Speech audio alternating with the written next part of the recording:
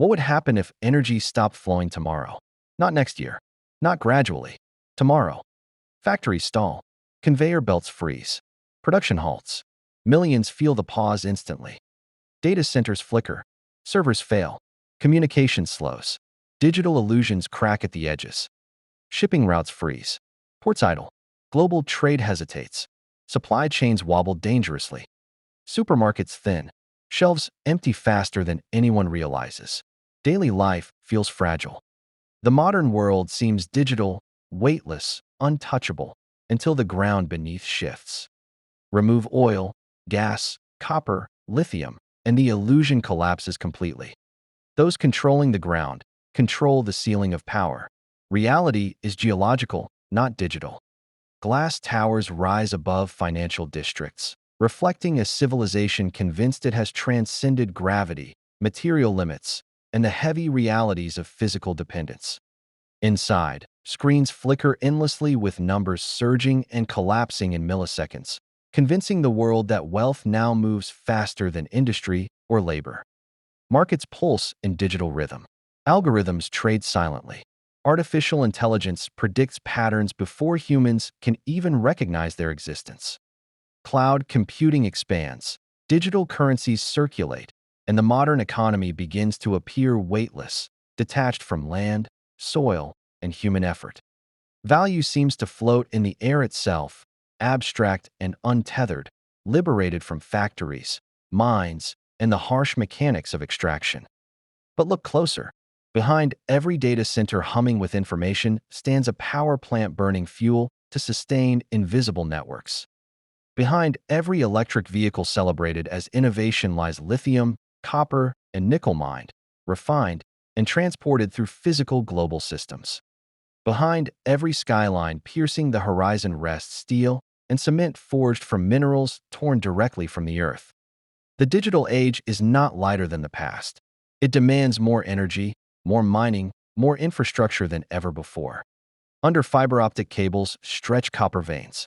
Beneath shipping routes flow endless rivers of fuel, sustaining uninterrupted global commerce. Under every advanced economy lies something older than finance itself: extraction, resource control, and the strategic leverage of material supply. When energy tightens, supply chains fracture, commodities spike, the illusion fades, and power shifts with the ground beneath nations. Long before stock exchanges, central banks, or global trade agreements, nations relied on coal. It powered engines, fueled factories, and ignited the Industrial Revolution across continents. In 18th century Britain, coal-fired steam engines drove machinery, factories, and innovation. Productivity soared. Cities expanded. Workers migrated. Industrial power reshaped society and global hierarchies forever. Coal did more than heat homes. It became strategic leverage. Nations rich in coal industrialized first, building railways, steel ships, and weapons unmatched by agricultural rivals. Geology dictated power. Productivity multiplied. Societies with coal dominated global trade. Others lagged. Industrialization was not just economic, but geopolitical, cementing inequality through the physical resources beneath nations. Then came oil. By the early 20th century, mechanized armies, motorized navies, and aviation transformed warfare. Nations controlling oil commanded strategy, mobility, and decisive advantage in conflicts. Oil became synonymous with military dominance. Access determined influence. Wars were fought not only for ideology, but for the energy that fueled movement, production, and national power projection. In the Cold War, energy security became existential. Superpowers stockpiled, guarded, and projected influence globally. Hydrocarbon control dictated geopolitical strategy as much as nuclear arsenals or alliances. Energy never stood alone. Steel required iron ore. Electrical grids relied on copper. Nuclear and aerospace industries demanded rare minerals. Modern power depended on complex material foundations. Agricultural revolutions, too, depended on resources: phosphate for fertilizers, natural gas for chemicals. Nations controlling inputs controlled production, food security, and population stability. Empires were built on supply chains, not just ambition. Raw material access allowed industrial growth. Colonial expansions often secured resources more than mere territory or prestige. Rubber, gold, copper, oil, these were strategic, not luxury. Nations sought them relentlessly. Conflicts erupted when access was threatened, shaping the world's geopolitical map. History shows a pattern. Ideas inspire movements, but resources sustain power. Technological leaps stall without material inputs. Civilizations rise or falter depending on what they control underground. Each industrial revolution relied on tangible inputs: coal, oil, iron, copper, phosphates, and rare earths. Material access determined global influence more than political rhetoric or ideology. Without these resources, even the most brilliant technological revolutions remain fragile. Economic growth and military strength are inseparable from material control and logistics efficiency. Colonial and modern powers alike secured resource monopolies. Leverage over other nations came not from ideas alone, but from the ability to extract, refine, and transport essential commodities. The pattern persists into the 21st century. Digital economies appear weightless, but their foundation is material. Chips, lithium, copper, and rare earth minerals underlie every innovation. The question today is not whether resources matter. They always do. The question is who controls them now, and how that leverage shapes global power and economic influence.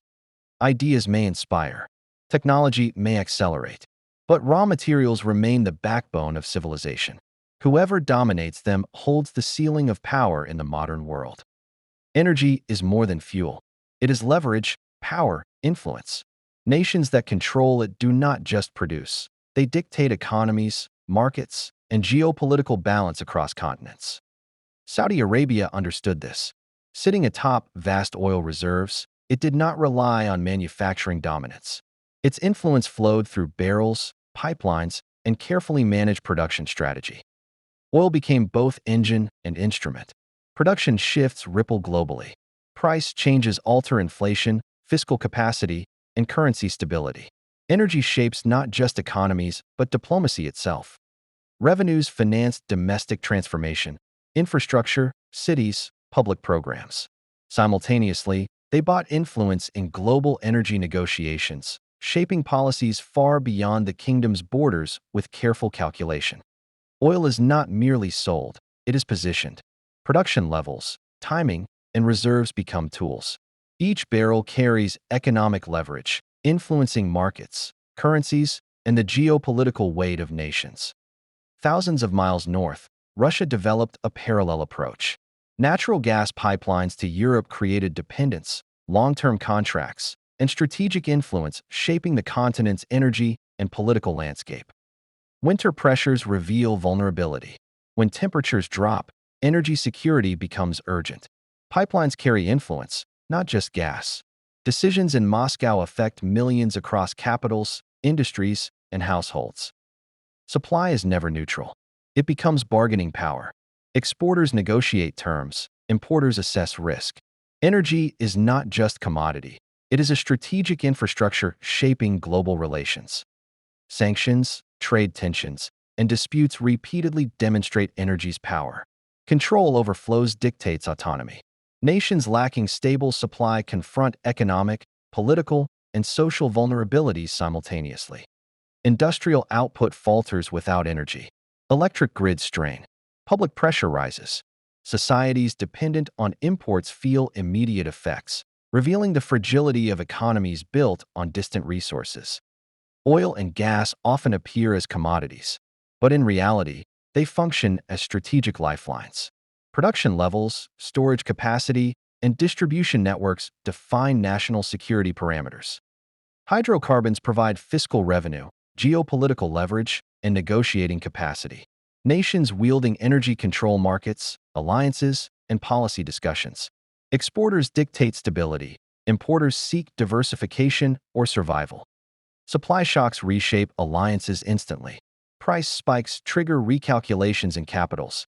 New discoveries alter national economic trajectories, influencing global investment, trade, and power distribution for decades. Energy interconnectivity magnifies effects. Disruptions travel far beyond fields or pipelines. Industrial, financial, and political systems all adjust to shifts in energy supply, creating cascading global consequences. For energy-rich nations, control is autonomy. For dependent nations, it is vulnerability. Strategic thinking dictates decisions on diversification, stockpiling, and foreign policy, making energy a central pillar of power. Energy flows influence currency, economic growth, and fiscal stability. Even small adjustments ripple worldwide.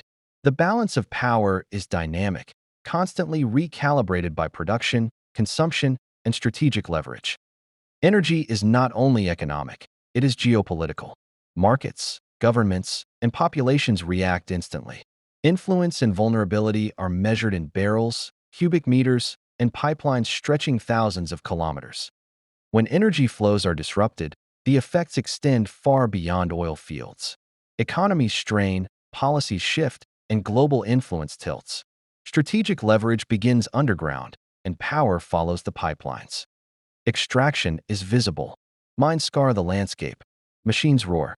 But true control is quieter, hidden in factories, pipelines, and processing plants, shaping influence beyond raw materials themselves.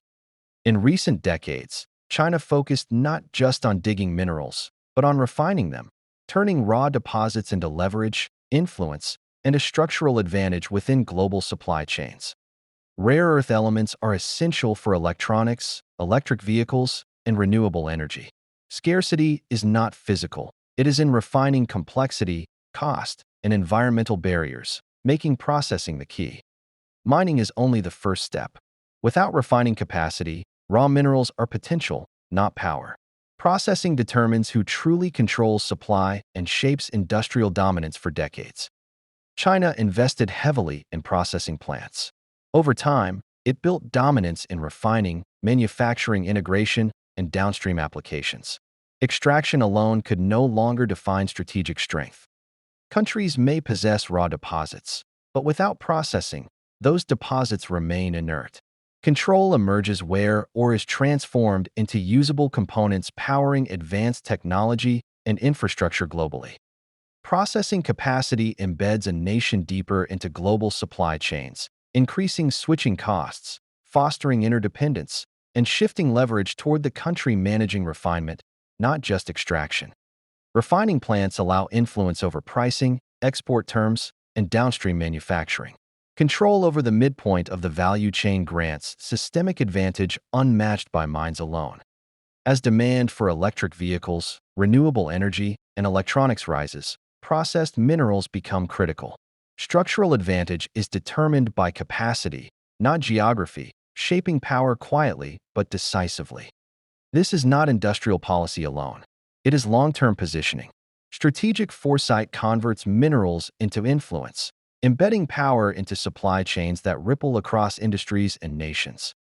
Extraction may begin underground, but power consolidates in processing facilities. These factories, furnaces, and chemical plants dictate access, pricing, and the rhythm of global manufacturing. Environmental intensity, technical complexity, and cost barriers protect refining dominance. Few nations can replicate it quickly, giving incumbents leverage over competitors dependent on processed inputs. Processing plants become geopolitical instruments. Export controls, tariffs, and quotas are deployed strategically. Global partners, manufacturers, and governments must negotiate to secure essential inputs. Downstream industries, electronics, EVs, renewable systems, defense, cannot function without refined minerals. Control over processing creates structural influence across sectors, binding economic, technological, and political power together. Supply chains entwine nations. Dependence on processed minerals dictates trade patterns. Influence extends far beyond borders, from boardrooms to factories to national strategy discussions worldwide. The most strategic position is not at the mine, but at the midpoint. Refineries convert geology into leverage, embedding nations into global networks that others cannot bypass. The most strategic position is not at the mine, but at the midpoint. Refineries convert geology into leverage, embedding nations into global networks that others cannot bypass. Extraction begins underground, but power consolidates above it. Factories hum, chemicals mix, metals flow. In that space, influence becomes permanent, structural, and decisive in the modern global economy.